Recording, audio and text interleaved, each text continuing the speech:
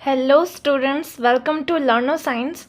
Today we are going to start a new chapter, that is some basic concepts of chemistry from class 11. उसमें सबसे पहले हम topic पढ़ेंगे base physical quantities and that units. देखो, system international system of units ने 7 base quantities और उसके units बताए हैं जो यहाँ पे लिखे हुए हैं. सबसे पहले है लेंथ. लेंथ का यूनिट है मीटर, मास का किलोग्राम, टाइम का सेकेंड, ये तो आपको पता ही होगा, इलेक्ट्रिक करंट का एम्पियर है, टेम्परेचर का है केल्विन, अमाउंट ऑफ सब्सटेंस का है मोल, जिसके बारे में हम डिटेल में इस चैप्टर में पढ़ेंगे. आपको पता है इस चैप्टर को मोल कॉन्सेप्ट भी कहा जाता है. ल्यूमिनियस इंटेंसिटी, जिसको IV से डिनोट करते हैं, और उसका यूनिट है कैंडेला, CD. ओके, अब इसके अलावा की जो क्वांटिटीज़ हैं उसके SI यूनिट्स को इन बेस यूनिट से डिराइव करते हैं, इसीलिए उन्हें डिराइव्ड क्वांटिटीज़ और उनके यूनिट्स को डिराइव्ड यूनिट्स कहा जाता है. ओके, ये लर्न करना. देखते हैं कि अब यूनिट्स को डिराइव कैसे करते हैं. देखो, डिराइव्ड क्वांटिटी में सबसे पहले अगर मैं बोलूँ वॉल्यूम, वॉल्यूम का यूनिट क्या होगा, तो देखो जो वॉल्यूम है उसका फॉर्मूला क्या होता है. वॉल्यूम होता क्या है, लेंथ का क्यूब, लेंथ का क्यूब होता है. अब लेंथ का ऐसा यूनिट तो हमें पता है, कौन सा है, मीटर. तो वॉल्यूम का ऐसा यूनिट आ गया मीटर क्यूब, ये हमने कर लिया डिराइव. Second, density. डेंसिटी तो इसमें दी नहीं गई है, तो डेंसिटी क्या होती है, मास अपॉन वॉल्यूम. तो ये लिख लिया मास अपॉन वॉल्यूम. मास का यूनिट kg होता है, हमें पता है, यहाँ पर दिया गया है. और वॉल्यूम का हमने अभी ढूंढा, मीटर क्यूब. तो डेंसिटी का ऐसा यूनिट है kg पर metre cube. Okay, question. Okay, question ऐसा आ सकता है कि which of the following is derived quantity. कौन सी डिराइव्ड क्वांटिटी है. तो अपन ने अभी टेबल में पढ़ा कि मास बेस क्वांटिटी है, टाइम बेस क्वांटिटी है, डेंसिटी, डेंसिटी तो नहीं था, और टेम्परेचर भी बेस क्वांटिटी है. तो अपना आंसर क्या आएगा, डेंसिटी इज डिराइव्ड क्वांटिटी. अब थोड़ा टेम्परेचर के बारे में पढ़ें तो टेम्परेचर. ओके, टेम्परेचर को मेज़र करने के 3 स्केल्स हैं. There are 3 common scales to measure temperature. कौन कौन से हैं, degree Celsius, degree Fahrenheit and kelvin. ये आपने पढ़ा होगा छोटी क्लासेस में, डिग्री सेल्सियस, डिग्री फ़ारेनहीट और केल्विन. अब क्वेश्चन ये है कि इन तीनों स्केल्स में से कौन सा टेम्परेचर का ऐसा यूनिट है. तो अभी अभी हमने टेबल में पढ़ा कि टेम्परेचर का ऐसा यूनिट केल्विन है. एक ज़रूरी बात कि जो केल्विन है उसकी नेगेटिव वैल्यू पॉसिबल नहीं है. केल्विन की नेगेटिव वैल्यू पॉसिबल नहीं है. ओके, अब ये जो तीनों स्केल्स हैं, हम इन तीनों को एक दूसरे में इंटरकन्वर्ट कर सकते हैं 2 फार्मूले की मदद से. Degree Fahrenheit is equals to 9/5 degree Celsius plus 32, और दूसरा है kelvin is equal to degree Celsius plus 273.15. Okay, दो फॉर्मूले हैं, याद रखने हैं, नीट में क्वेश्चन आ सकता है इन दोनों पर। देखो, degree Fahrenheit is equals to 9/5 degree Celsius plus 32, kelvin is equal to degree Celsius plus 273.15। अब देखो, सेल्सियस इसमें है, याद रखना पड़ेगा। इसमें क्वेश्चन कैसा आ सकता है देखते हैं। ओके, क्वेश्चन है, ये एनसीईआरटी एग्जाम्पलर से क्वेश्चन है। A measured temperature on Fahrenheit scale is 200 degree Fahrenheit. What will this reading be on Celsius scale?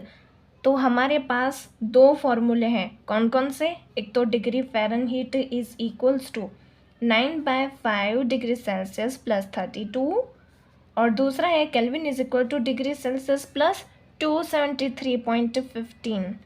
अब हमें दिया क्या गया है? 200 फ़ारेनहीट, और इसमें कन्वर्ट किस में करना है? सेल्सियस। तो फ़ारेनहीट और सेल्सियस आए, ऐसा फॉर्मूला ये है, तो हमें इसको लगाना है। वैल्यू पुट करते हैं तो फ़ारेनहीट कितना दिया गया है? 200 is equals to 9/5 degree Celsius हमें ढूंढना है प्लस 32। अब हम क्या करेंगे? तो अब हम कैलकुलेशन के लिए 200 माइनस 32 प्लस है, यहाँ पर जाएगा तो -32 इज इक्वल्स टू, इसको एज इट इज़ रख देते हैं 9/5 डिग्री सेल्सियस। 200 माइनस 32 होते हैं 168 is equals to 9/5 degree Celsius.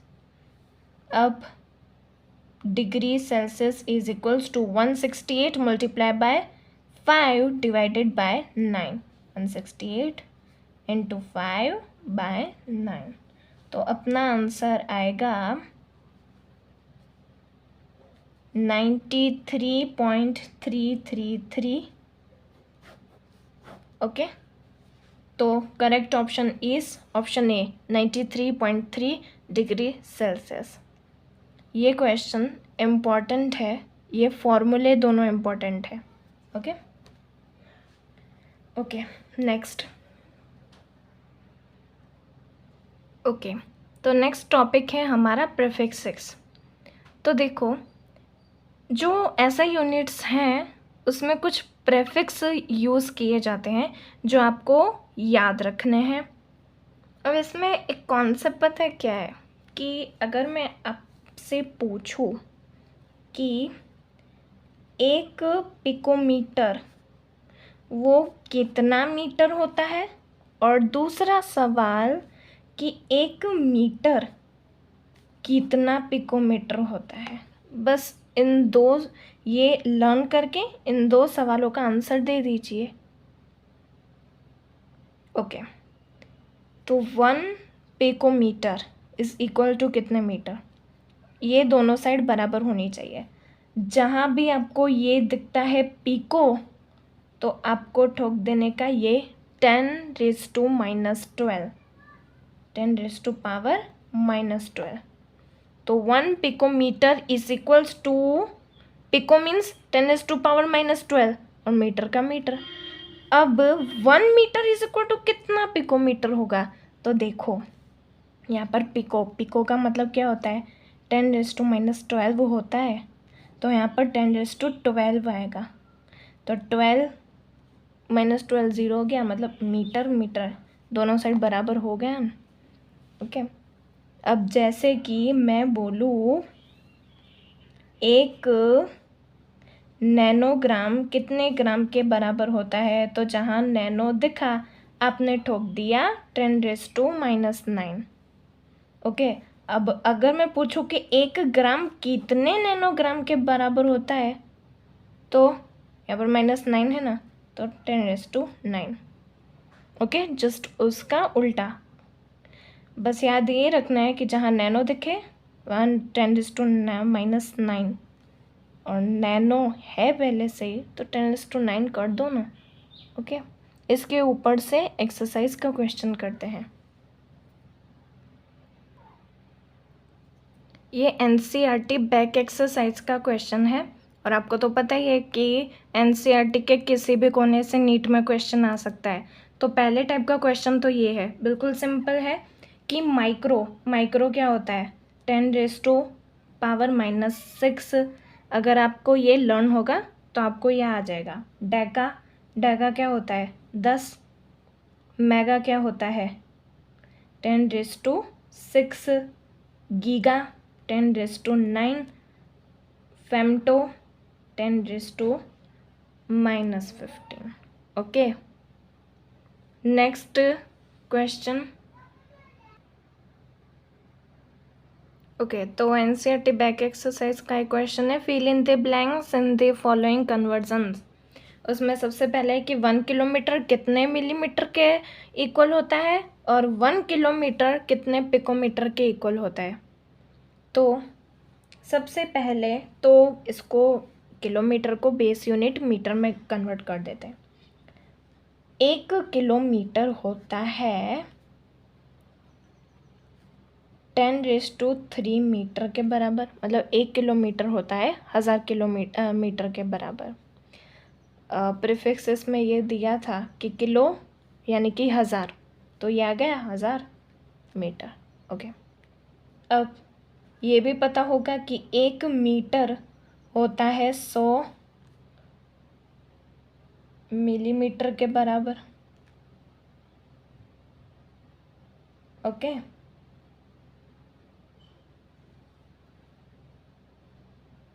नहीं, 100 सेंटीमीटर के बराबर। ओके, और 1 सेंटीमीटर होता है 10 मिलीमीटर के बराबर। मीटर, सेंटीमीटर और मिलीमीटर। तो हम पहुंच गए हैं किलोमीटर से मिलीमीटर तक जहां हमें पहुंचना था, और इस दौरान हमें मिला 10⁻3, 10⁻2 और 10⁻1, यानी कि टोटल है 10⁻6। तो हमारा आंसर आ गया 10⁻6। पहले हमने क्या किया, किलोमीटर को मीटर में कन्वर्ट किया, फिर मीटर को सेंटीमीटर में, और फिर एट द एंड सेंटीमीटर को किया मिलीमीटर में, और हमें जो जो आता गया वो हमने ऐड कर दिया, तो 10⁻6 आया। तो अब ऐसे ही 1 किलोमीटर को करना है पिकोमीटर में। तो देखो, 1 kilometre is equals to 10⁻³ metre होता है, ये तो हमको पता ही है। और 1 मीटर जो है वो कितने पिकोमीटर के बराबर होता है, तो यहाँ है पिकोमीटर, मतलब पिको मीन्स की 10⁻⁻12, मतलब यहाँ आएगा 10⁻12। ओके, तो 1 मीटर होता है इसके बराबर। तो अपन को जाना था किलोमीटर से पिकोमीटर तक, ये आ गया किलोमीटर से पिकोमीटर तक, और रास्ते में हमें ये मिले 12, 13, 14, 15, तो ये आ गया 10⁻15 पिकोमीटर। ओके, अब इसका सेकंड पार्ट है कि 1 मिलीग्राम, ओके 10⁻15 लिख दिया। 1 मिलीग्राम जो है वो कितने किलोग्राम के बराबर है, और 1 मिलीग्राम कितने नैनोग्राम के बराबर है। ओके, तो हमें मिलीग्राम से किलोग्राम तक जाना है। हम पहले मिलीग्राम से ग्राम तक जाएंगे, फिर ग्राम से किलोग्राम तक जाएंगे। ओके, तो 1 मिलीग्राम पहले तो कितने ग्राम के बराबर होता है, मिली है तो 10⁻³ अब ग्राम से किलोग्राम तक जाते हैं। 1 ग्राम होता है कितने किलोग्राम के बराबर, किलो, यानी कि 10⁻3 इसके अंदर ही है, तो 10⁻³ यहाँ पे कर दो। ओके, तो 1 ग्राम होता है 10⁻³ किलोग्राम के बराबर। हमें जाना था मिलीग्राम से किलोग्राम तक, आ गए मिलीग्राम से किलोग्राम तक, सफ़र में जो मिला उनको ऐड कर दिया 10⁻6, तो यहाँ पर आ गया 10⁻6। अब आगे चलते हैं, मिलीग्राम से जाना है नैनोग्राम में, तो सबसे पहले मिलीग्राम को किस में कन्वर्ट करेंगे, ग्राम में, फिर ग्राम से जाएंगे नैनोग्राम तक। तो 1 मिलीग्राम इज इक्वल्स टू कितने ग्राम है, मिली मतलब 10⁻⁻3। 1 ग्राम कितने नैनोग्राम के बराबर है, अभी अभी हमने प्रीफिक्सेस में देखा 10⁻⁻9 पर नैनोग्राम मतलब 10⁻⁻9, पर यहाँ पर हम लिखेंगे 10⁻9। ओके, तभी तो 1 और 1 बराबर होगा। ओके, तो हमें जाना था मिलीग्राम से नैनोग्राम तक, हम पहुँच गए हैं मिलीग्राम से नैनोग्राम तक, और सफ़र में जो आया -3 + 9, इसको ऐड करेंगे तो 9 - 3, प्लस माइनस माइनस होगा ना। देखो 10⁻9 + 10⁻³ करना है, तो हमें जो आंसर आएगा वो आएगा 9 - 3 यानी कि 10⁻6। Okay, 10⁻6 nanogram. ओके, अब थर्ड वाला पार्ट। ओके, तो थर्ड वाले पार्ट में कहा है कि 1 मिलीलीटर कितने लीटर के बराबर होता है और 1 मिलीलीटर कितने डेसीमीटर क्यूब के बराबर होता है। तो अपन को पता है कि जो 1 मिलीलीटर है वो होता है कितने लीटर के बराबर, मिली है तो 10⁻³ लीटर के बराबर। मिलीलीटर से लीटर तक जाना था, मिलीलीटर से लीटर तक आ गए, आंसर है -3। अब मिलीलीटर से जाना है डेसीमीटर क्यूब तक। तो एक बात तो पता है, बुक में लिखी हुई है और पता है कि भाई जो 1000 ml होता है ना, वो होता है 1 डेसीमीटर के बराबर। 1000 ml 1 डेसीमीटर क्यूब के बराबर होता है। तो 1 ml कितने डेसीमीटर क्यूब होगा, तो 1 ml कितना डेसीमीटर क्यूब होगा, तो 1 कितने बराबर होगा, तो 1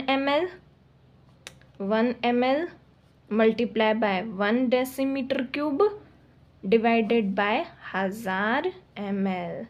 ml कैंसल, यहाँ पर आया डेसीमीटर का क्यूब और आंसर क्या आएगा 1/1000, मतलब कि 10⁻³ डेसीमीटर क्यूब। ओके, तो यहाँ पर आएगा 10⁻³ डेसीमीटर क्यूब। Okay, done. एक और क्वेश्चन है एनसीईआरटी का, ये एकदम सिंपल है। ओके, तो क्वेश्चन है एनसीईआरटी बैक एक्सरसाइज का ही कि convert into basic units. Okay, basic units मतलब कि अपन ने जो 7 पढ़ी यूनिट्स, ऐसा यूनिट्स वो इसमें लेंथ की पिकोमीटर दी गई है, अपन को मीटर में कन्वर्ट करना है। पिकोमीटर मीटर में, मिलीग्राम मास का क्या था, किलोग्राम, तो मिलीग्राम को किलोग्राम में करना है।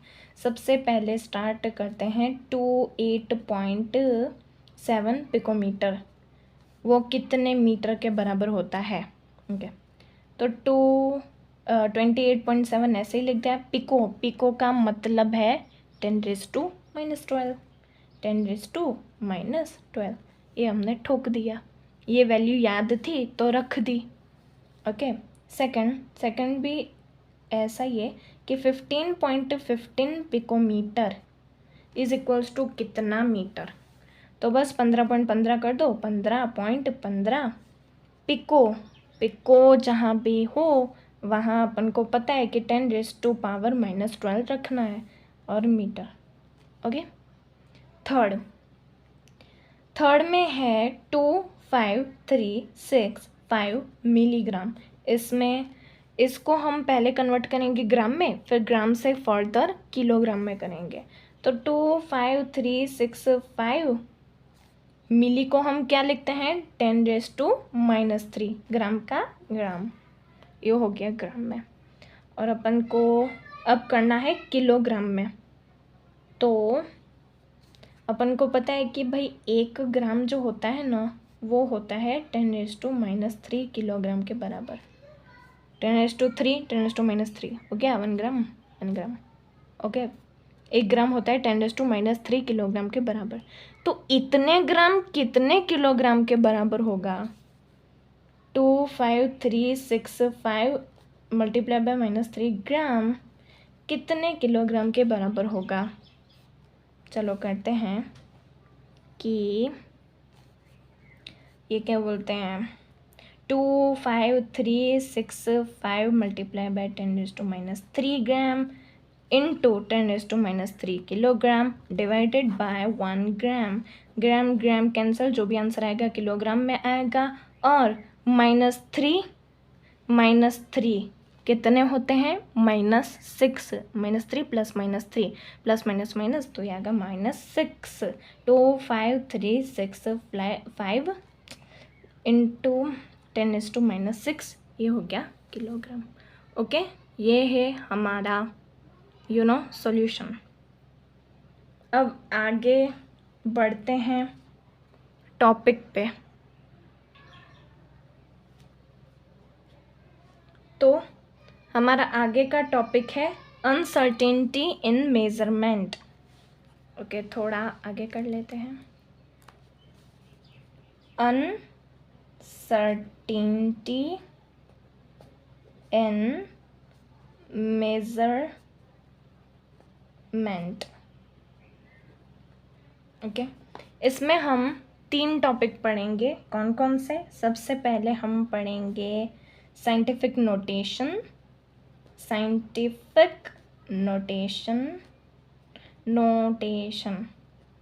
उसके बाद पढ़ेंगे 2 टर्म्स जिसमें सबसे पहले होगा एक्यूरेसी और उसके बाद प्रिसीजन। फिर हम पढ़ेंगे मस्त वाला टॉपिक सिग्निफिकेंट फिगर्स। इम्पॉर्टेंट और छोटा टॉपिक सिग्निफिकेंट फिगर्स। ओके, तो ये है हमारा अगला टारगेट। साइंटिफिक नोटेशन क्या है? तो कोई भी बड़ा नंबर हो उसको एकदम छोटे से नंबर में लिखना, उसको कहते हैं scientific notation. Okay, scientific notation जैसे कि साइंटिफिक नोटेशन, उसमें बड़े नंबर को लिखते हैं n इंटू 10⁻n के फॉर्म में। ये 2 n अलग अलग हैं। ये जो कैपिटल N है वो डिनोट करता है 1 से लेकर 9 तक का कोई भी डिजिट। ओके, और ये जो 10 की पावर वाला n है ना, स्मॉल n, वो प्लस माइनस पॉजिटिव या नेगेटिव कोई भी वैल्यू हो सकती है। जितना वो डेसिमल पॉइंट जितना डिजिट मूव करेगा उतना डिजिट ये n की वैल्यू मतलब आएगी। देखो एग्जाम्पल से समझते हैं, उसके बिना समझ नहीं आएगा। जैसे कि हमारे पास नंबर है एक एवोगेड्रो का नंबर, फेमस नंबर 602200000000000000000 1 2 3 4 5 6। ओके, ये एक बहुत ही बड़ा भयंकर अमाउंट मतलब नंबर है। इसको हम अगर साइंटिफिक नोटेशन में लें तो ये जो इसके फॉर्म में लिखना है कैपिटल N 1 से 9 तक के बीच में, तो हम ये जो डेसिमल पॉइंट है वो फ़िलहाल यहाँ पर है। हमको इस डेसिमल पॉइंट को उठा के ले जाना है यहाँ पे 6 करना है। क्यों? क्योंकि 1 to 9 के बीच में करना है ना, इसलिए 6.022 इंटू 10 की पावर। अब डेसिमल पॉइंट जितना डिजिट मूव करेगा उसकी उतनी वैल्यू आएगी। हमने यहाँ से उठाकर रखा है यहाँ तक, तो 1 खिसके 1 2 3 4 5 6 7 8 9 10 11 12 13 14 15 16 17 18 19 20 21 22 23। ओके, तो 10 की पावर हो गई 23। पर ये प्लस भी हो सकती है माइनस भी हो सकती है। अब वो कैसे पता चलेगा? तो देखो, जो अपना डेसिमल पॉइंट है वो अगर लेफ़्ट की तरफ मूव करे तो पॉजिटिव होगा और अगर राइट की तरफ मूव करे तो नेगेटिव होगा। ओके, राइट की तरफ जाएगा तो नेगेटिव होगा। हम अभी कहाँ गए? डेसिमल पॉइंट लेफ़्ट में खिसका के गए तो 23 प्लस आएगा। प्लस मतलब पॉजिटिव होगा, +23। ओके, ऐसे ही एक और है, देखो एक और है, ये तो हमारा एक हो गया। दूसरा 0.000 ऐसे 7 है, 0 0 0 0 0 0 0 0 0 0 1 2 3 4 5 6 7, फिर है 00166। तो फिलहाल डेसिमल पॉइंट यहाँ पर है, हमें 1 से 9 तक की कोई भी वैल्यू चाहिए कैपिटल N के लिए। तो हम डेसिमल पॉइंट को उठा के यहाँ पर रख देंगे 1.66, यहाँ पर रख देंगे, ये यहाँ पर, यानी कि हमको चाहिए 1.66 इंटू 10 की पावर। ओ कितना डिजिट मूव करेगा वो गिनो, तो 1 फिलहाल यहाँ पर है, तो 1 2 3 4 5 6 7 8 9 10 11 12 13 14 15 16 17 18 19 20 21 22 23 24 24। अब ये वैल्यू पॉजिटिव आएगी कि नेगेटिव? हमने डेसिमल पॉइंट को उठा के रखा यहाँ पर, ऐसे मूव किया राइट में, तो वैल्यू जो है वो नेगेटिव होगी। तो हमारा आंसर रहेगा 1.66 इंटू 10 की पावर -24। और अगर याद रखो, ये जो वैल्यू है वो है Na एवोगैड्रो नंबर, और ये जो वैल्यू है 1.66 इंटू 10 की पावर -24, ये है हाइड्रोजन का वेट इन ग्राम्स में। ओके, कितना छोटा नंबर है, हाइड्रोजन इतना छोटा सा होता है तो उसका मास भी छोटा सा ही होगा ना, 0.000। चलो आगे अब देखते हैं क्वेश्चन। तो यहाँ पर अपना NCERT बैक एक्सरसाइज का क्वेश्चन है, express the following in the scientific notation. तो ये जो भी दिए गए हैं नंबर्स, इनको साइंटिफिक नोटेशन में लिखना है। किस फॉर्म में लिखना है? n इंटू 10⁻n के फॉर्म में, 1 से 9 के बीच में, और ये कोई भी पॉजिटिव नेगेटिव वैल्यू। तो 1 से 9 के बीच में, यानी कि हमको ये डेसिमल पॉइंट को उठा के लेके जाना है 4 और 8 के बीच में, मतलब कि मुझे चाहिए कि 4.8 हो। तो डेसिमल पॉइंट को कितने डिजिट खिसकाएंगे, मतलब मूव करेंगे, 1 2 3, तो ये आएगी पावर 3। पर पॉजिटिव के नेगेटिव, अगर डेसिमल पॉइंट जो है जाएगा राइट में तो उसको लॉस होगा, और जाएगा लेफ्ट में तो वो पॉजिटिव होगा। तो राइट में जा रहा है नेगेटिव। क्लियर? नेक्स्ट 2 3 4 0 0 0। फिलहाल डेसिमल पॉइंट जो है ना वो यहाँ पर है, कुछ भी ना दिया हो समझो, यहाँ पर है, ऐसे करके है। ओके, इधर है, मुझे इसको लेके जाना है 2 और 3 के बीच में, यानी कि 2.34 बनाना है। तो ये जो डेसिमल पॉइंट है वो कितना डिजिट मूव करेगा, 1 2 3 4 5, तो ये आएगा 10 की पावर 5। पर राइट की लेफ्ट में जा रहा है, और लेफ्ट में जाएगा तो पॉजिटिव। नेक्स्ट 8008, यहाँ पर डेसिमल पॉइंट अगेन एंड में है, मुझे उठाकर ले जाना है, 8 बनाना है, 8.008 इंटू 10 की पावर कितना करूँगी, यहाँ पर डेसिमल पॉइंट उठा के यहाँ पर रखा, 1 2 3 3 किया लेफ्ट की राइट, लेफ्ट किया तो पॉजिटिव। ओके 500.0, फिलहाल डेसिमल पॉइंट यहाँ पर है, मुझे 5 बनाना है, मतलब कि 5.0 ऐसे करना है।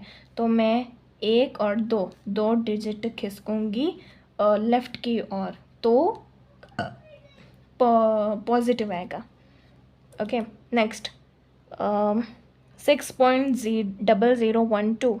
ओ ये तो साइंटिफिक नोटेशन के फॉर्म में ही है, कैसे पता चला? क्योंकि जो पहला नंबर है वो 1 से 9 के बीच में है, दैट्स ट्रू, 6 है। और फिर वैसा का वैसा ही है, तो इसमें कोई चेंजेस करने की ज़रूरत नहीं है, ये साइंटिफिक नोटेशन के फॉर्म में ही है। अब हम अगले मतलब टॉपिक पे जाते हैं। हम 2 टर्म्स पढ़ेंगे, एक्यूरेसी एंड प्रिसीजन। एक्यूरेसी क्या होती है? एक्यूरेसी और प्रिसीजन, तो हम जब लैब में एक्सपेरिमेंट करते होते हैं तब हम 2 टर्म का यूज़ करते हैं, एक्यूरेसी और प्रिसीजन। एक्यूरेसी वो क्या है कि जो एक्चुअल वैल्यू होती है, ट्रू वैल्यू, उसके नज़दीक हमारा वैल्यू कितना है वो बताता है। और प्रिसीजन क्या बताता है कि हमने 10 बार एक्सपेरिमेंट किया तो वो 10 बार जो हमारा मेज़रमेंट है वो एक दूसरे के कितने पास है। प्रिसीजन का ट्रू वैल्यू से कोई भी लेना देना नहीं है। ओके, तो डेफिनेशन लिखते हैं कि जो एक्यूरेसी है वो the agreement of a particular value to the true value.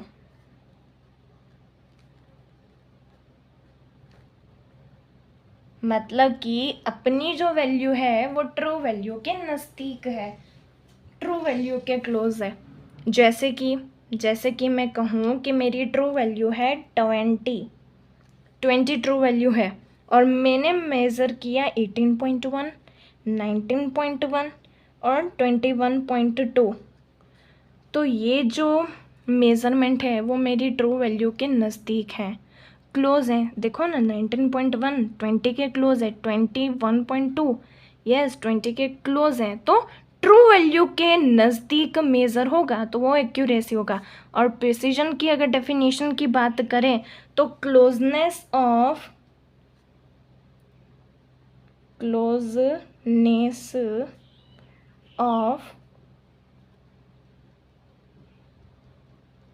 Various measurements,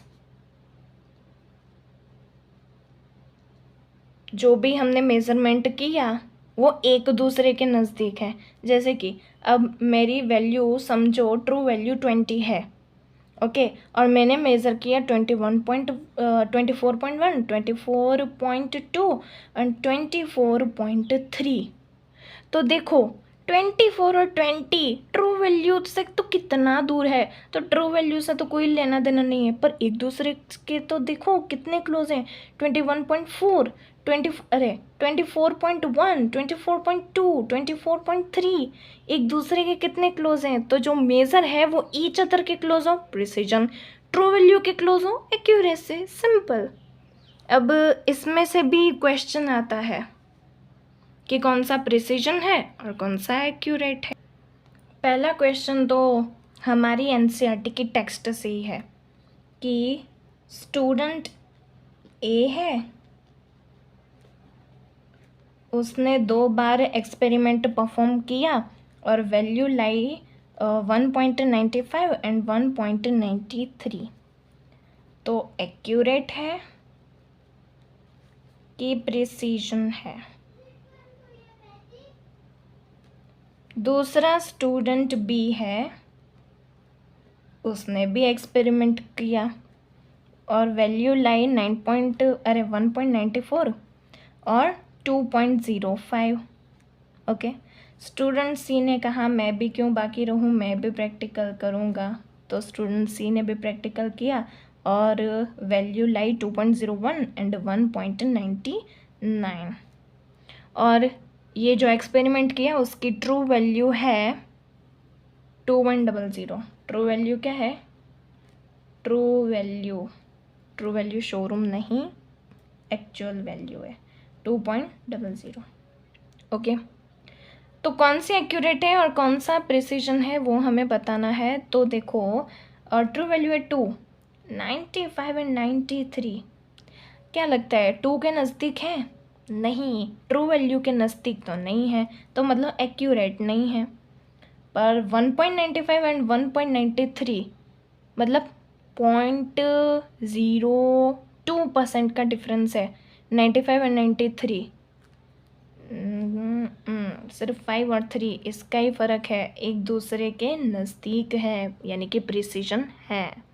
student B ने वैल्यू जो दी 1.94 एंड 2.05, तो जो 1.94 है वो 2 के नज़दीक है नहीं, 95 आएगा, फिर 96, फिर 97, फिर 99 और फिर जाके 2 आएगा, नहीं है नज़दीक। 2.05 नो, 2.04 आएगा, फिर 2.03, फिर 2.02, 2.01, फिर आएगा 2, नहीं, ट्रू वैल्यू के नज़दीक नहीं है। और एक दूसरे के, ओहो, एक दूसरे के तो भयंकर दूर हैं, तो प्रिसीजन भी नहीं है। स्टूडेंट सी की बात करें तो 2.01 एंड 1.99, देखो ट्रू वैल्यू के तो कितना नज़दीक हैं। 2.00 है, उसके बाद क्या आएगा 2.01, और 2.00 के पहले क्या आएगा 1.99, तो एक्यूरेट है। ट्रू वैल्यू के कितने नज़दीक हैं, ज़रा भी, सिर्फ 0.01% का फ़र्क है।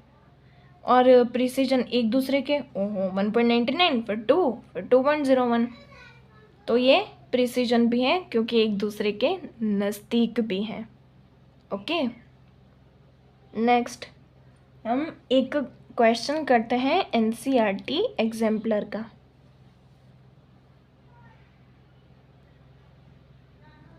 ओके, एनसीईआरटी एग्जाम्पलर का question, 2 students performed the same experiment separately and each one of them recorded 2 readings of mass which are given below. Correct reading of mass is 3 gram. Okay, 3 ग्राम है correct reading. On the basis of given data match the correct option out of the following statement. Student D और उसकी reading A B. Okay, तो हम और उसके option भी ऐसे भयंकर जैसे दिए हुए हैं कि results of both the students are neither accurate nor precise accurate, तो हमें यही प्रिसाइज एक्यूरेटी ढूंढना है। तो करेक्ट है 3 ग्राम। अब देखते हैं रीडिंग 3.01, 2.99, देखो एक्यूरेट और यहाँ पर है प्रिसीजन। ओके, 3 और ये है 3.0 और ये है 3.01। ओहो, कितना नज़दीक है। 2.99 के बाद 3 आता है। ओह, दोनों रीडिंग बिल्कुल ट्रू वैल्यू के नज़दीक हैं, मतलब एक्यूरेट है। और एक दूसरे के भी कितने नज़दीक हैं, मतलब ये प्रिसीजन भी है।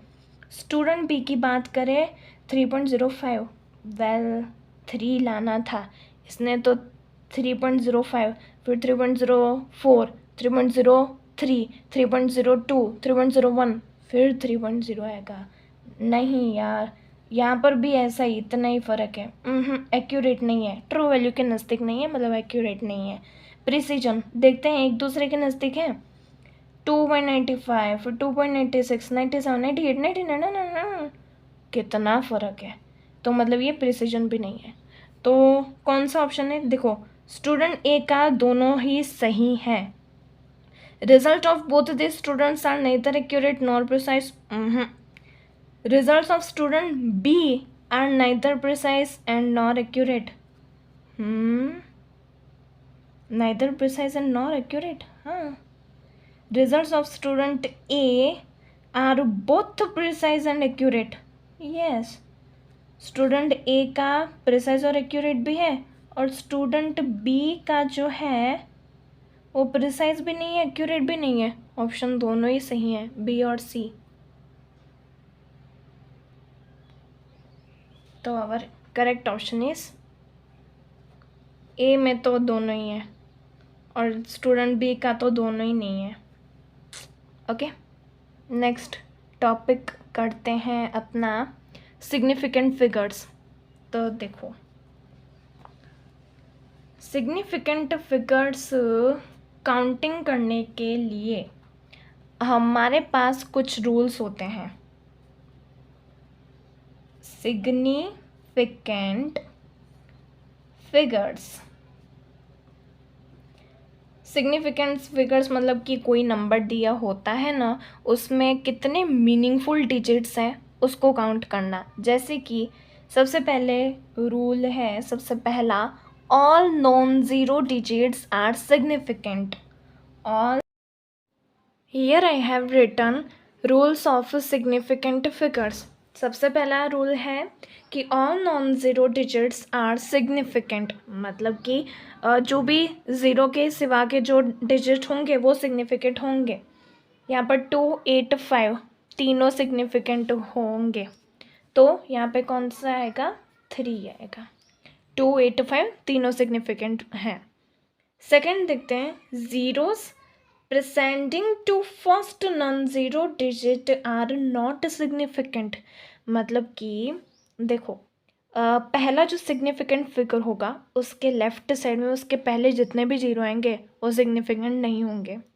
यहाँ पर 3 ही होगा सिग्निफिकेंट फिगर, तो यहाँ पर 1 आएगा.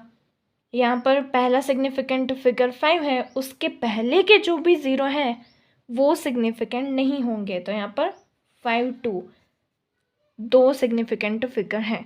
तो जो पहले के ज़ीरो होंगे सिग्निफिकेंट फिगर के पहले के जो ज़ीरो होंगे वो काउंट नहीं होंगे.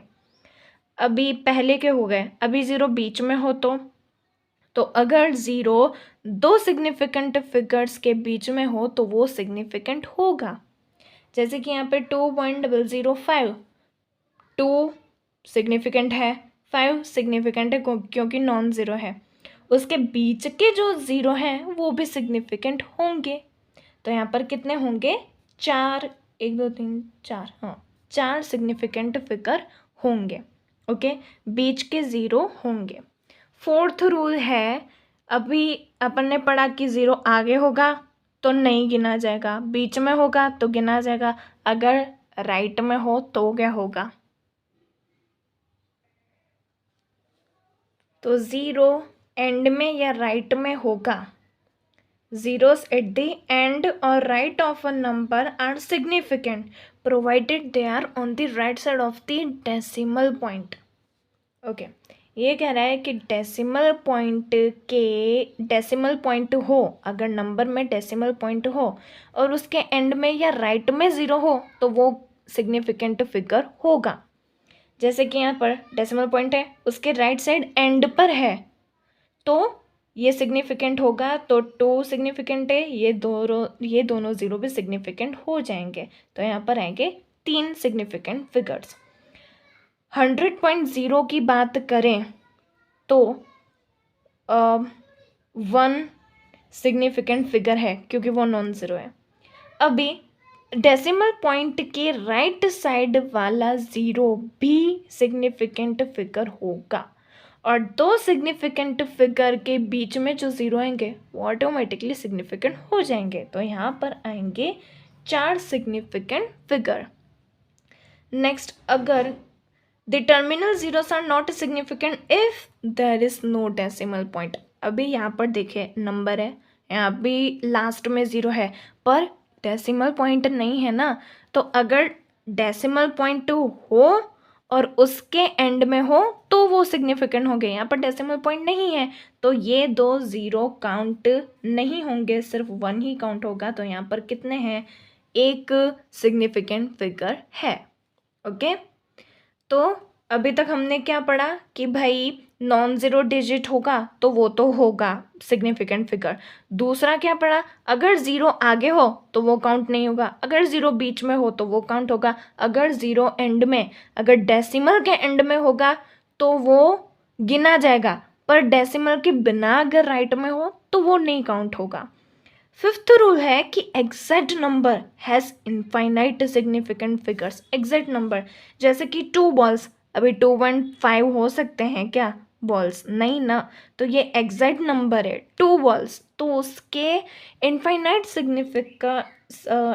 सिग्निफिकेंट फिगर्स होंगे. जैसे कि फिर 9x एक एग्जैक्ट नंबर है तो इसके इनफाइनाइट सिग्निफिकेंट फिगर होंगे. अभी बात करें सिक्स्थ की, अगर कोई अमाउंट साइंटिफिक नोटेशन में लिखा हो तो ये जो पावर वाला है ना वो तो काउंट ही नहीं करने का. ओके, फिर आगे का जो है नंबर उसको वो 5 रूल लगाए थे ना वो फिट कर देंगे रूल. जैसे कि यहाँ पर 10 की पावर 2 तो काउंट नहीं होगा, बाकी 4.01 पहला रूल लगाओ, नॉन ज़ीरो डिजिट सिग्निफिकेंट हैं, ओके। फिर दूसरा रूल नहीं लगेगा, तीसरा रूल लगेगा कि दो सिग्निफिकेंट फिगर्स के बीच का ज़ीरो काउंट होगा। तो इसमें कितने सिग्निफिकेंट फिगर्स होंगे? 3, okay. Next 8.256 into 10⁻³ power count नहीं होगी, तो वो तो पहले ही हट गई। पहला rule, all non zero digits are significant figures, तो 8 भी है, 2, 5, 6 चारों हैं, तो यहाँ पर सिग्निफिकेंट फिगर्स कितने आएंगे? 4, ओके। अब हम एक क्वेश्चन देखते हैं which is from NCERT exercise.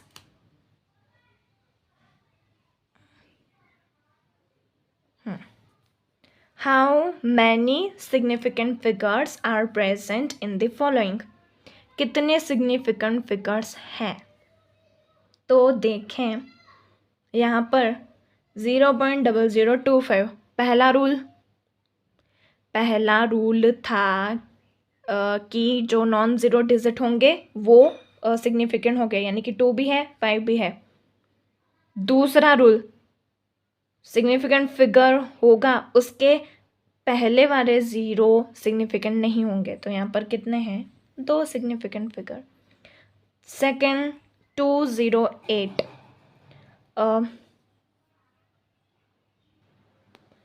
208 में देखें तो all non zero digits are significant, 2 भी होगा 8 भी होगा सिग्निफिकेंट। और क्या बोलते हैं, तीसरा रूल था कि 2 सिग्निफिकेंट फिगर्स के बीच का ज़ीरो काउंट होगा, तो इसमें आएंगे 3 सिग्निफिकेंट फिगर्स। 5005 नॉन ज़ीरो वाला सिग्निफिकेंट, उसके बीच वाले ज़ीरो भी काउंट होंगे, तो 1 2 3 4 सिग्निफिकेंट फिगर। 126,000,000 तो यहाँ पर हैं नॉन ज़ीरो, ये होगा ये होगा ये होगा, 1 2 6 तीनों हैं। और डेसिमल पॉइंट तो दिख ही नहीं रहा, डेसिमल पॉइंट के बाद वाले ज़ीरो काउंट होंगे, यहाँ पर डेसिमल पॉइंट नहीं है तो राइट वाले ज़ीरो काउंट नहीं होंगे, तो यहाँ पर कितने हैं? सिर्फ 3 ही सिग्निफिकेंट फिगर हैं, ओके। ये रूल को अच्छी तरह समझना, अगर डेसिमल पॉइंट के राइट में है, एंड में है तो करना, अगर डेसिमल पॉइंट नहीं है और एंड में है तो मत करना। क्या बोलते हैं फिफ्थ 500.05 तो सिग्निफिकेंट है, डेसिमल पॉइंट के एंड में जो ज़ीरो होगा वो सिग्निफिकेंट होगा, 2 सिग्निफिकेंट फिगर्स के बीच वाले ज़ीरो सिग्निफिकेंट हो जाएंगे, तो यहाँ पर कितना आएगा? 1 2 3 4, ओके। नेक्स्ट 2.0034 नॉन ज़ीरो होंगे सिग्निफिकेंट, 2 3 4 हैं, और 2 सिग्निफिकेंट फिगर्स के बीच वाले ज़ीरो काउंट होंगे, तो ये हो गया 1 2 3 4 5 significant figures, okay clear. Next topic, okay तो नेक्स्ट है हमारा कि जो सिग्निफिकेंट फिगर्स हैं उनके एडिशन एंड सब्ट्रैक्शन, और फिर है मल्टीप्लिकेशन एंड डिवीज़न। इन दोनों के रूल अलग अलग हैं। रूल पहले तो एग्जाम्पल से ही समझते हैं सबसे पहले, ओके। सबसे पहले देखते हैं एडिशन एंड सब्ट्रैक्शन। तो 12.11 18.0 1.0 जब हम ओरिजिनल नंबर का मतलब कुछ नंबर्स का एडिशन करते हैं, तब जो ओरिजिनल नंबर होते हैं उसके डेसिमल पॉइंट के राइट में जितने डिजिट हैं पहले तो वो काउंट करने होते हैं, डेसिमल पॉइंट के राइट में जितने डिजिट हो वो काउंट करने होते हैं। जैसे कि 12.11 यहाँ पर कितने डिजिट हैं? 2, डेसिमल के बाद 18.0 डेसिमल पॉइंट के बाद कितने डिजिट हैं? इसमें सिग्निफिकेंट फिगर्स की कोई ज़रूरत नहीं है, 1 डेसिमल के बाद कितने डिजिट हैं? 1 2 3, ओके। तो ओरिजिनल नंबर में हमने निकाल लिया कि भाई डेसिमल पॉइंट के बाद कितने डिजिट हैं। उसके बाद इसमें से जो लीस्ट आएगा यहाँ पर है 1, लिस्ट जितना आएगा ना नंबर, उतना ही रिजल्ट में भी आना चाहिए। तो यहाँ पर भी रिजल्ट में डेसिमल पॉइंट के बाद एक ही आएगा डिजिट, तो ये अपना आंसर होगा 31.1। Hope you understand. The result can not have more digits to the right of the decimal point than either of the original numbers. Original number में जो डेसिमल पॉइंट के राइट में होगा डिजिट, उससे ज़्यादा तो इसमें नहीं होगा आंसर में। Okay, hope you understand. Next, multiplication and division of significant figures. Okay, यहाँ पर लिख दो कि भाई सिग्निफिकेंट फिगर्स का कुछ भी नहीं है हाथ, सिर्फ डेसिमल पॉइंट के बाद के डिजिट सिर्फ गिनने हैं, और जो जिसमें लीस्ट होगा वो रिजल्ट में भी होगा। Multiplication and division of significant figures, the result must be reported with no more significant figures as in the measurement with the few significant figures. देखो एग्जाम्पल से समझते हैं। 1.25 और 2.5, इसमें कितने सिग्निफिकेंट फिगर्स हैं? 3 सिग्निफिकेंट फिगर्स हैं, 1, 2 और 5। ओरिजिनल नंबर दूसरा है 2.5, इसमें कितने हैं? 2। तो ओरिजिनल नंबर में जितने सिग्निफिकेंट फिगर्स होंगे उसमें से जो लिस्ट सिग्निफिकेंट फिगर होगा रिजल्ट में भी उतने ही आएंगे। लिस्ट कौन सा है? 2 है, तो रिजल्ट में भी 2 ही होने चाहिए सिग्निफिकेंट फिगर्स। तो इसमें आंसर कितना आएगा? 3.1। ओके, एडिशन में क्या करना है? एडिशन सब्सट्रैक्शन में कि डेसिमल पॉइंट के बाद कितने डिजिट है, और इसमें क्या देखना है मल्टीप्लिकेशन में कि भाई कितने सिग्निफिकेंट फिगर हैं। ओके, क्वेश्चन देखते हैं। How many significant figures should be present in the answer of the following calculation. Multiplication and division है। मल्टीप्लिकेशन एंड डिवीजन क्या देखना है? सिग्निफिकेंट फिगर देखना है। यहाँ पर कितने हैं? इसमें ना वो कैलकुलेशन नहीं करनी कि भाई 0.0285 मल्टीप्लाई ये डिवाइडेड बाई ये, फिर जो आंसर आया उसमें देखा, ऐसा नहीं। ये जो है इसमें ही देखना है। तो यहाँ पर कितने हैं? आगे के 0 काउंट नहीं होंगे, और 2, 8, 5, 6 नॉन डिजिट है, ये होंगे। तो इसमें है 4 सिग्निफिकेंट फिगर। यहाँ पर देखें ऑल नॉन ज़ीरो है, 2, 9, 8, 1, 5, पाँचों होंगे। यहाँ पर है 5 सिग्निफिकेंट फिगर। 0 काउंट नहीं होगा क्योंकि क्या बोलते हैं लेफ्ट में है। तो 1, 1, 2 3 सिग्निफिकेंट फिगर्स। फिर यहाँ पर 0.0 काउंट नहीं होगा, सिर्फ 4 सिग्निफिकेंट फिगर है। लीस्ट वाला कौन सा है? 4, 5, 4, 3। तो जो आंसर आएगा उसमें 3 सिग्निफिकेंट फिगर्स होने चाहिए। ओके, तो our answer is 3 significant figure. Okay, next part इस क्वेश्चन का। ओके, नेक्स्ट है पार्ट कि 5 मल्टीप्लाई बाय 5.364, इसमें जो आंसर आएगा कितने सिग्निफिकेंट फिगर्स होंगे। तो देखो 5 की अगर बात करें तो 5 एक एग्जैक्ट नंबर है, तो इसमें तो सिग्निफिकेंट फिगर कितने होंगे? इनफाइनाइट होंगे। अगर 5.364 की बात करें तो इसमें चार सिग्निफिकेंट फिगर्स हैं, 4 हैं। तो एक इनफाइनाइट मीन्स अनंत, अनगिनत, चलता जाए। तो वो बड़ा, अरे वो छोटा कि 4 छोटा? ऑब्वियसली 4 छोटा। तो रिजल्ट में कितने सिग्निफिकेंट फिगर आएंगे? 4 सिग्निफिकेंट फिगर आएंगे। Okay, next 0.0125 plus 0.7864 plus 0.0215। अभी ये एडिशन है। एडिशन में क्या रूल था कि भाई डेसिमल पॉइंट के बाद में कितने डिजिट हैं। डेसिमल पॉइंट यहाँ है, कितने डिजिट हैं? 4 डिजिट हैं। डेसिमल पॉइंट यहाँ है, कितने डिजिट हैं? डेसिमल पॉइंट के बाद 4 डिजिट है। इसमें सिग्निफिकेंट फिगर का कोई लेना देना ही नहीं है। डेसिमल पॉइंट के बाद कितने क्या बोलते हैं डिजिट हैं? 1, 2, 3, 4। तीनों में 4 4 4, तो आंसर में भी क्या आएगा 4, क्योंकि लिस्ट तो क्या ही है, मतलब लिस्ट भी वही, इक्वल भी वही, ग्रेटर भी यही, तो रिजल्ट में 4 ही आएगा। अब देखते हैं अपना नेक्स्ट कि भाई अभी हाँ, आपने देखा यहाँ पे कि हम ना सिग्निफिकेंट फिगर के चक्कर में ना जो आता है ना रिजल्ट, उसमें से कुछ वैल्यू को हटा देते हैं। तो जब हम कुछ हटाते हैं तो आगे के जो डिजिट होता है ना उसमें कुछ चेंजेस करने पड़ते हैं, और इसको हम कहते हैं राउंड ऑफ। तो अपना नेक्स्ट टॉपिक है राउंडिंग ऑफ। ओके,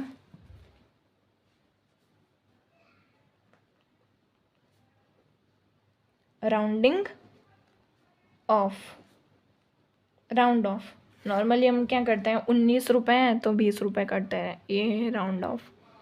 ओके, तो राउंड ऑफ में 3 केस होते हैं। पहला, जो लास्ट डिजिट है वो ग्रेटर देन 5 हो सकता है, जो लास्ट डिजिट है वो लेस देन 5 हो सकता है, और जो लास्ट डिजिट है वो 5 भी हो सकता है।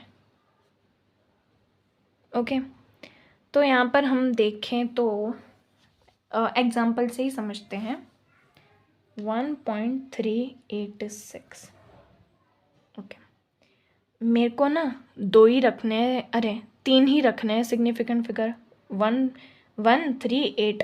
मुझे ना ये 6 को ना ड्रॉप आउट करना है, ये ड्रॉप करना है। तो ये जो लास्ट डिजिट है वो ग्रेटर देन 5 है, तो जब ये निकलेगा तो उसके आगे वाले डिजिट में +1 होगा, क्योंकि 6 की भी तो कोई वैल्यू है ना, ग्रेटर देन 5 है, तो आगे के डिजिट में +1 होगा। तो फिर आंसर क्या आएगा 1.39। ओके, तो अगर 4.334 हो, अगर जो लास्ट डिजिट है मुझे निकालना है और लेस देन 5 है, तो उसके आगे वाला नंबर है ना उसमें कुछ भी नहीं करने का। ये हो गया 4.33 का 33, समझो 4 की तो कोई वैल्यू ही नहीं है। समझो यहाँ पर लास्ट डिजिट अगर 5 ही हो तो क्या करना, तो उसमें भी 2 केसेस हैं। पहला केस है 6.35 और दूसरा केस है 6.25। अगर लास्ट वाला डिजिट 5 ही है तो उसके आगे वाले नंबर को देखना, देख के पता चलेगा कि अगर वो ऑड हो तो उसमें +1 करना, और आपका आंसर आएगा 6.4। ओके, सेकेंड, अगर लास्ट वाला डिजिट 5 ही हो और उसके आगे वाला इवन हो, ऑड हुआ तो +1 किया और इवन हो तो कुछ भी नहीं करने का, सिर्फ 6.2 का 2 ही रहने देने का। ओके, तो लास्ट डिजिट ग्रेटर देन 5 हो तो +1, अगर लेस देन हो तो कुछ नहीं, अगर लास्ट डिजिट 5 ही हो तो उसके आगे वाला ऑड हो तो +1, इवन हो तो कुछ भी नहीं। ओके, अब हम देखते हैं क्वेश्चन, एनसीईआरटी बैक एक्सरसाइज से क्वेश्चन। तो क्वेश्चन है round up the following up to 3 significant figures. 3 significant figure है, तब तक रखो, बाकी को ड्रॉप आउट कर दो, ऐसा कह रहा है क्वेश्चन। तो यहाँ पे ना 1 2 3 4 5 सिग्निफिकेंट फिगर है, अपन को 3 तक करने हैं, यानी कि 2 को ड्रॉप आउट करना पड़ेगा। सबसे पहले ड्रॉप आउट करते हैं 6 को। अभी 6 कैसा है, ग्रेटर देन 5 है, तो आगे वाले को +1 कर दो, 34.22। कितने सिग्निफिकेंट फिगर है, 4, अपन को तो 3 तक करना है, आगे जाओ। अभी 2 को ड्रॉप आउट करना है, तो इसके आगे, अरे 2 तो कैसा है, लेस देन 5 है, तो 2 को कुछ भी नहीं होगा, 34.2। Okay, next 10.4107। 1 2 3 4 5 6 है, अपन को 3 तक जाना है, 3 को ड्रॉप आउट करना पड़ेगा। सबसे पहले नंबर आएगा 7 का, 7 को हटाएं, 7 तो ग्रेटर देन 5 है तो आगे वाले को +1 कर दो। ओके 10.411 ओके +1 होगा। नेक्स्ट अभी 1 को हटा दो तो 1 इज़ लेस देन 5 तो आगे वाले को कुछ भी असर नहीं होगा। 10.41 अभी भी 4 सिग्निफिकेंट फिगर है, अपन को कितने करने हैं, 3 तक करने हैं। तो 1 को हटा दो, 1 तो लेस देन 5 है तो बस 10.4 आ गया अपन का आंसर।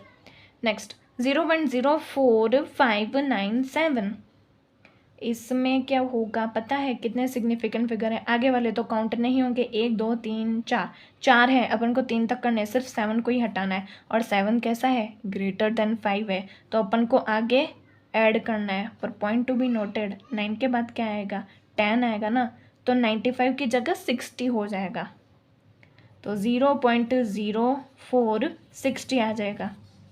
पता चला, देखो 7 है, अपन को ड्रॉप आउट करना है, 7 इज़ ग्रेटर देन 5 तो अपन को 9 + 1 करना है, 9 + 1 कितना होगा 10 तो 59 को अपन ने 60 लिख दिया और बाकी तो वैसा का वैसा ही है। ओके नेक्स्ट 2808, अबे इसमें डेसिमल पॉइंट तो है ही नहीं, तो जब ऐसी वैल्यू हो ना तो जो लास्ट वाला जो डिजिट हो उसको अपन 0 कंसिडर करते हैं और देखते हैं कि ग्रेटर देन 5 है तो +1 करते हैं, लेस देन 5 है तो कुछ नहीं करते।